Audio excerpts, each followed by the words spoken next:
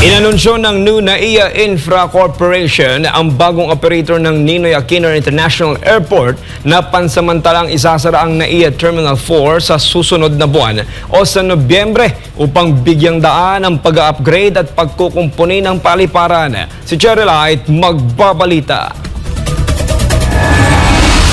Kilala ang Ninoy Aquino International Airport Terminal 4 na pinakamatandang orihinal na domestic terminal sa Maynila na itinatag noong 1948. Dahil sa kalumaan ng infrastruktura, isasagawa ang pag-upgrade at modernisasyon sa mga pasilidad ng terminal. Inanunsyo ng NNIC na magsisimula ang pagkukumpuni sa terminal sa November 6, 2024 matapos ang pagsasaayos, muling bubuksan ang Terminal 4 sa susunod na taon ng Pebrero.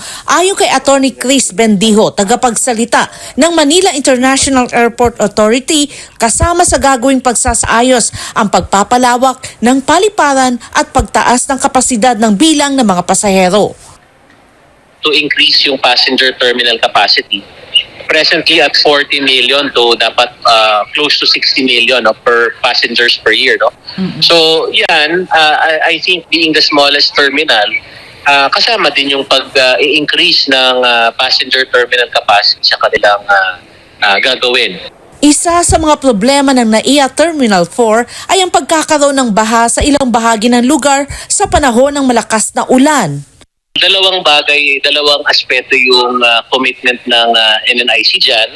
In fact, yung unang aspeto yung patungkol sa pagdedredge ng mga ilog sa Parañaque ay kanilang gagampanan yan. At ikalawa, yung drainage system sa ating Terminal 4 ay kasama din sa kanilang mga enhancements at renovations na gagawin.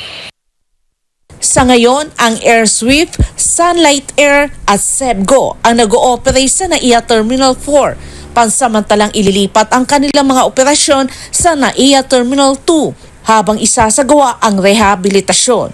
Una nang nag-anunsyo ang Cebu Pacific sa Nobyembre 7 ang paglilipat ng Sebgo sa NAIA Terminal 2 mula Terminal 4 na may mga biyahe mula Maynila patungong Busuanga, Katiklan, Cebu, Legazpi, Masbate, Naga, San Jose, Siargao at Surigao o vice versa. Pinapayuhan ng mga pasahero na makipag-ugnayan sa kanilang airlines bago ang kanilang schedule ng paglipad. Makakaasa po kayo bago pa man po ang implementation ng kahit anong reassignment or closure. Makakaasa po kayo na meron tayong sufficienteng information dissemination na magmumula po sa NIA at least po days at weeks po before ng implementation at mailalarawan na rin po natin yung ano ba yung extent ng gagawin na renovation.